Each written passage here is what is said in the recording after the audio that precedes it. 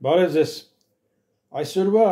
հունիսի 28-ի ամբիոն հաղորդաշարի հերթական հաղորդումը ես վերնագրել եմ Հայաստանի ներքաղաքական բազարը և հայկական հեռուստասերիալների արդյունքը։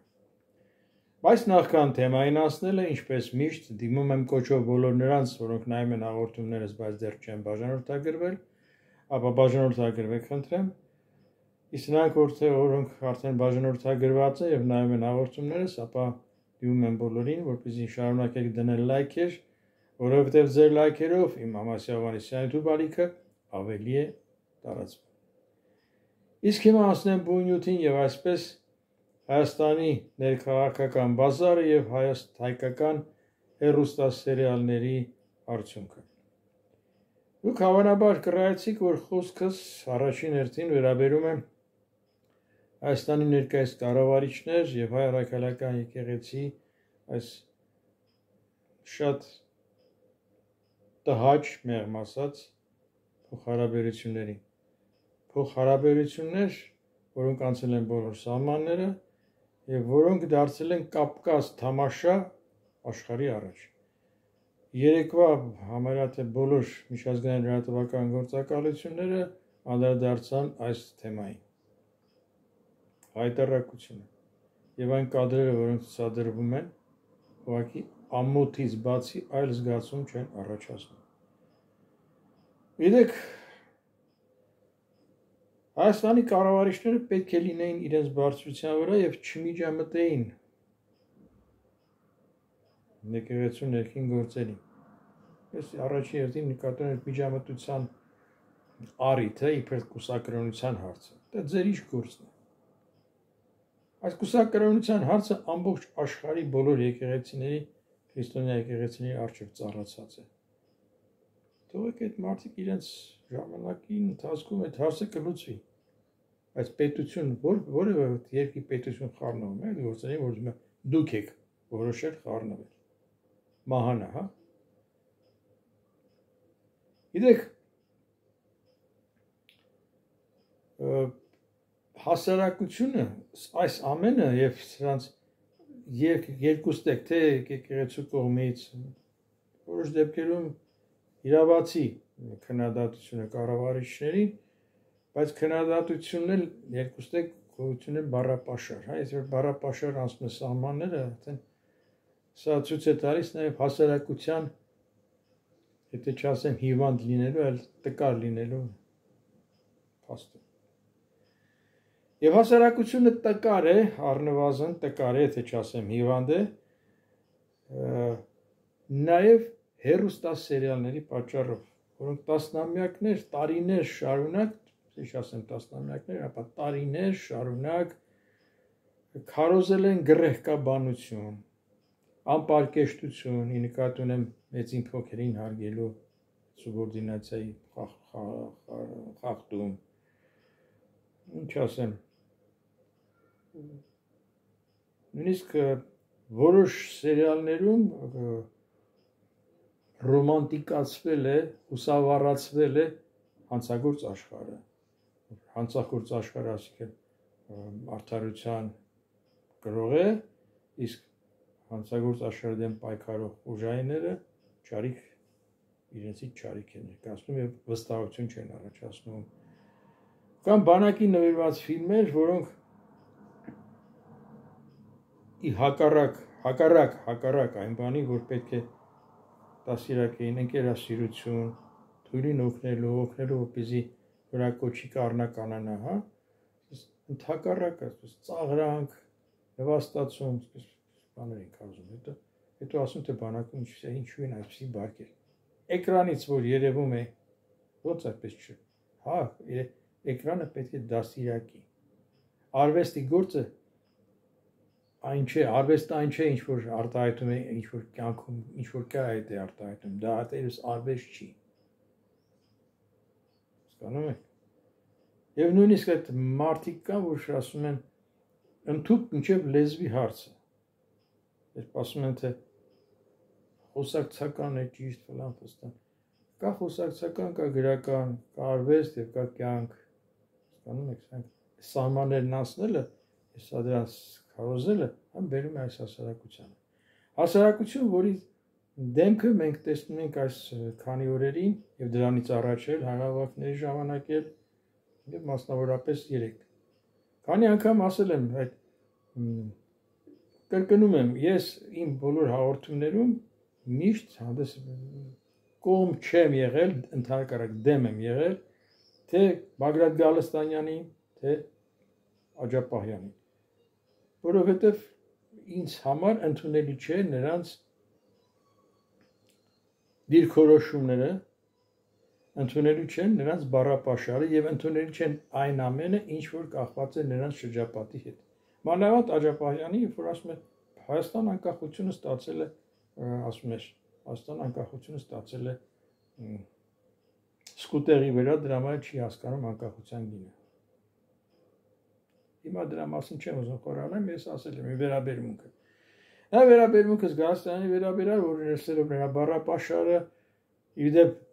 օգտագործում բառամթերք հայերեն բառ չկա, բառամթերքս ո՞րն է, բառապաշար։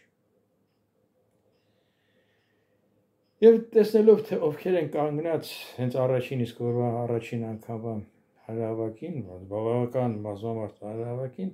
ես միանգամից հասկացա, որ այս համաձայն լինելով բոլոր այն մեղադրանքներին, որոնք որ հնչում են կառավարիչների հասցեին, հասկացա, որ այս մեղադրանք հնչեցնողներն էլ սպառվելու են ապագա չունեն, որովհետև հասկացա, թե ով է այս մարդուն կարգել սրբազան շարժման առաջնորդ եւ ովքեր են կանգնած նրա կողքին, որոնց ես մեծ մասին ճանաչում եմ ուղղն ու ծուծով։ Մի խոսքով ու եղավ այն, ինչ եղավ, այդ շարժումը չկա, հիմա փոխի ինչ-որ վերակենդանացման ռեինկարնացիայի փորձերը հանգեցրեցին այս իրավիճակին։ Կրկնում եմ առաջին հերթին կառավարիչների մեղքով, որովհետև կառավարիչները պետք է լինեն իրենց բարձրության վրա եւ չմիջամտեին, չխառնվեին եկեղեցու ներքին շատ նրբին գործերի։ Ձեր գործն է։ Էլ բոլոր խաղերը խաղացել եք, մնացել է եկեղեցուն դասիրակեք, եկեղեցու հարցերը լուծեք։ Այսքան մարտահրավերներ, այսքան չարած գործեր ձեր առաջ դրած, այդքան խոստումներ տված ու չարած ու հիմա այսքան մարդ հիասթափված ձեզնից։ Բայց հիասթափվել, միևնույն ժամանակ անձամբ ես հիասթափված եմ նաև այն բանով, որ իրական ընդդիմությունը ներկայացվում է որպես այն ընդդիմությունը, որոնք որ այս կառավարիչների գծած ընդդիմությունը, որոնք որ հայտնվել են խորհրդարանը։ Մեկը մեկով իրար ֆուտբոլային ոչ հայերեն լեզվով ասած իրար պաս են տալիս։ Ու նաև միանշանակ համոզված լինելով, որ ներկայիս կառավարիչները եւ վարչապետը պետք է իրենց սպառել են եւ պետք է հեռանան, դա փաստ է, բայց ով պետք է նրանց փոխարինի, ոչ մի դեպքում Ռոբերտ Քոչարյանը։ Մի մարդ, որը որ այս քանի օրերին էլ լռություն է պահպանում։ Այս նրա փոխարեն խոսում են նրա այսպես կոչված զինակիցները։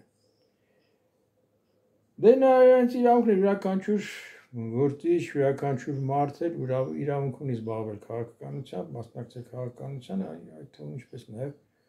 հոգևորականները, որոնք ունեն իրենց իրավունքը սահմանադրությամբ եւ նույնպես Հայաստանի քաղաքացիներ են, բայց պետք է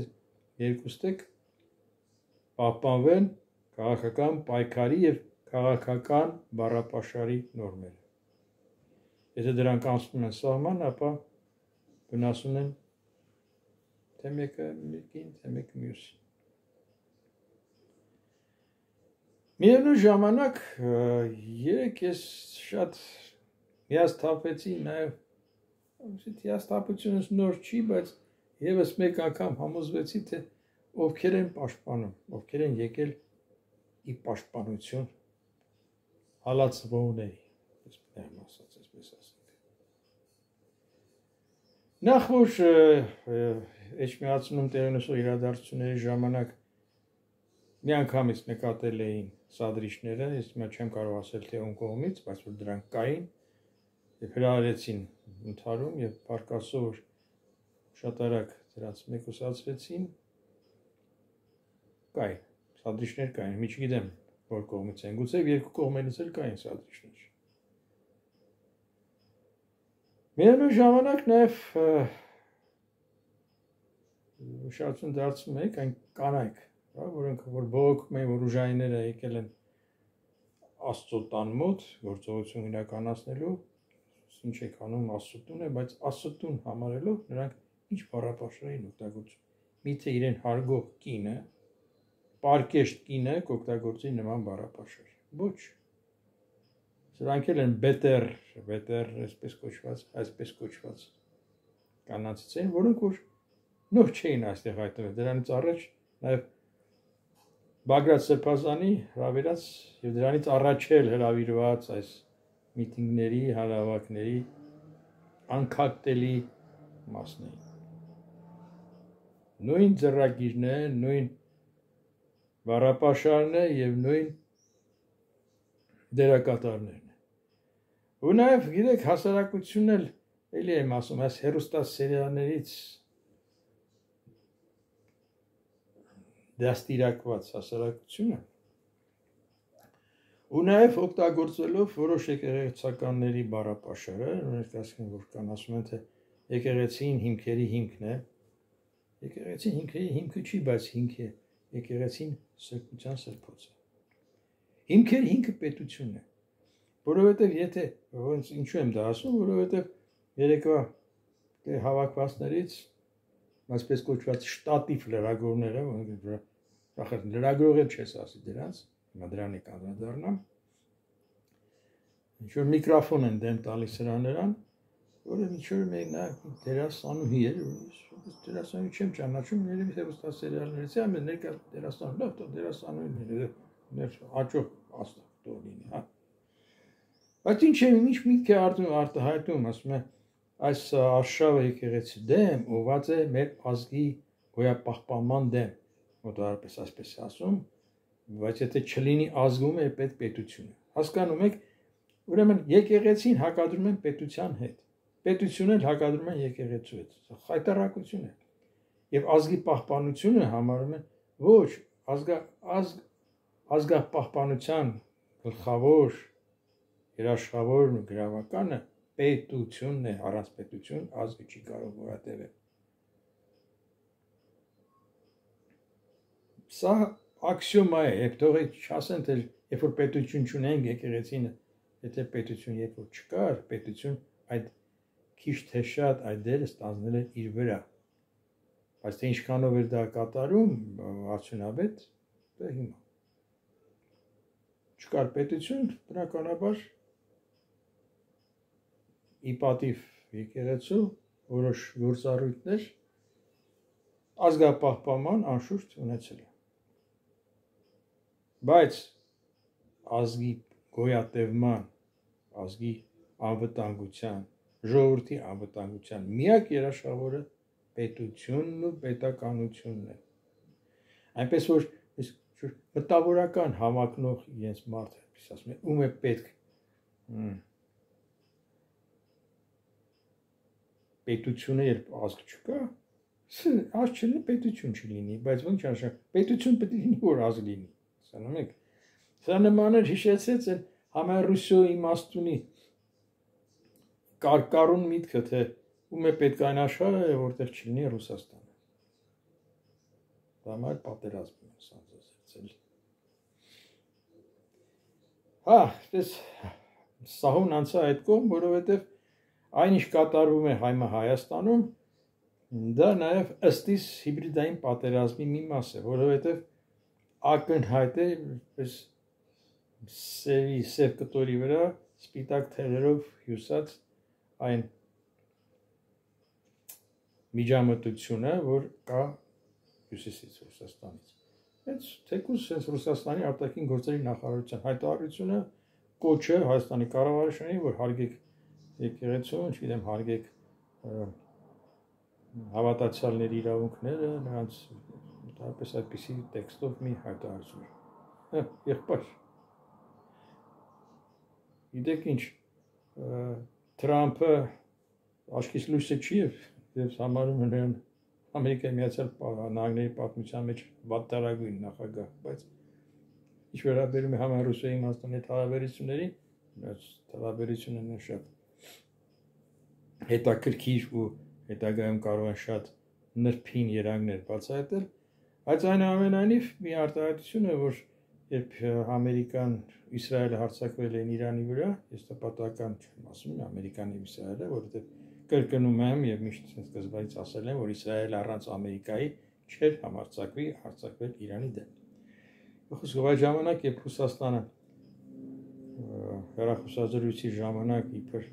Թրամփին հայտնում է, թե պատրաստ է միջնորդ դառնալ այդ պատերազմը կանխելու հարցում, Թրամփը պատասխանում է նախ քո հարցերը լուծի հետո նոր միջնորդ դառնալու նախաձեռնություն ցուցաբերի։ Հիմա նույնն է, Ռուսաստանի արտգործնախարարություն իդեմս Լավրով Քալանթարովի նա ձեր հարցերը լուծեք, ձեր հարցերն մի միջամտեք թողեք մենք ինքներս։ Անավանդ գիտեք դրանց շահագրգռվածությունը, այսպես կոչված Հայաստանի ներքաղաքական ապակայունացմամբ ակնհայտ է ոչ միայն այդ հայտարարություններով, ոչ միայն այնտեղից ուղարկված գաստրոլյորներով, ոչ միայն այնտեղի պրոպագանդիստներով, հայախառն, չեմ ասում հայկական, հայախառն ազգանուններ կրող պրոպագանդիստներով, մեկ անգամ եւս ասեմ, Սիմոնյան, Ուրղինյան, Միգրանյան, Բալայան, Ռոման Բալայան, բայց այն ոչ այն Ռոման Բալայանը, որ Ուկրաինայի կինոռեժիսոր եւ կակին մարդ է, հայրենասեր։ Ռոման Բալայանն այն, որ ռուսական գենշտաբի Զվեզդա հեռուստաալիքի այդ շոուների այդ հերթական դեր է բարբաջում, այդ Ռոման Բալայան, Շախնազարով, լիքն են, շատ են։ Եվ մանավանդ, որ որոշ հայաստանցիներ էլ երբեմն պես գոհունակություն են հաղթայտում, առայն որ այդ պրոպագանդիստներից որևէ մեկը, այդ նաև նրանց ասեմ, այդ համքարության ղեկավարներից Սալավյով կամ Կիսելյով կոչվածները դառը կթութ խոսքեր են ասում Հայաստանի կառավարիչների հասցեին։ Հրաժարվող որ դրանք այդ Հայաստանի կառավարիչները նրանց համար նրանք Հայաստանի հասցեին են ասում, որովհետև նրանց համար անկախ Հայաստանը իրական չի, գոյություն չունի, նրանց պետք է Հայաստան գուբերնիայի ռուսական նահանգի մակարդակով։ Այս սա է նրանց ամբողջ ուզած կամ չուզած։ Եվ այս կառավարիչներն են Հայաստանի, այսպես գիտեք, նրանց այդ պարզ է, նրանք այդ իրենց ռուսական իմպերիալիստական նկարտումները պարզ է, որ օգտագործում են նաև այդ կոլաբորացիոնիստ, այսպես կոչված սիմոնյանականներին, դա հասկանալի է, պարզ է, բայց Հայաստանի կառավարիչներն են պետք է այնքան իմաստուն, խոհեմ եւ խելամիտ լինեն, որպեսզի կարողանան չեզոքացնել, նվազեցնել այդ նկարտումների ալիքը։ Իդեր այդպես չի։ Մի խոսքով, ամենայն դեպս վերադառնալով երեկվա իրադարձություններին, որոնք տեղի ունեցան Էջմիածնում, Բեհարանի Բաքում, եւ այն հասարակության ներկայացուցիչները, որոնք կային այնտեղ, այդ կանայք, պատժվող տղամարդիկ, դելա չէ, հիերարխիա, ամեն մեկ իրավունք ունի մեկը մեկին պատժի, իրար պատժելը հավասարության նշան է։ Մեկն էլ պետք է գա ձեռքով բարևի, մյուսը իրավունք ունի ձեռքով անգամ բարևի, պետք է ուղղակի բարևի եւ կողքը կանգնի։ Կամ այդ հոլանի թևերով կանայք, որ ասես գալիս էին փաթաթվում, հոգևորականերին թևախառն, գրկախառն փարվում։ Հասկացանք, լավ, կուսակրությունը այդ հարցը պետք չի, բայց պարկեշտություն գոյություն ունի, տարական էթիկա գոյություն ունի։ Ու նաև այդ կանանցից ոմանք էլ այդ բոտոքս արած պրոշներով երբություն ունենում, եկեղեցուն են պաշտպանում, բայց որ այդ պահին պետք է այդ շտատիվ, որ չլեր լրագրողը գոնե, կասել դե մի հատ հայր մերն ասա, հա։ Եթե հայր մեր արտասանը չգիտես քույժ գործն է, որ եկել ես հայտնվել այստեղ եւ եկեղեցի ես պաշտպանում։ Քրիստոնեությունից ես խոսում։ Լրագրողներն շտատիվներ, մեկ է աբսուրդի էր հասնում։ Արդեն բոլորը գիտեն ինչոց է, մեկ է լրագրողը քայլում է Աջապահյանի կողքից եւ ասում ինչու եք գնում, ուր եք գնում, Սրբազան։ Աջապահյանը սանացած նայում ասում լավ էլի։ Սա էլ մեր լրագրության մակարդակն է։ Մի խոսքով դրա համար ասեցի Հայաստանի ներքաղաքական բազարը եւ հայկական հեռուստասերիալների արդյունքը։ Այսօր այսքանը, հա, նախքան ցեսություն ասելը, միանշանակ ասեմ, որ անդրադառնալով 3 տեղի ունեցած իրադարձություններին, մասնավորապես Վեհարանի Բաքվում տեղի ունեցող իրադարձություններին, ինձ համար միանշանակ է այն, որ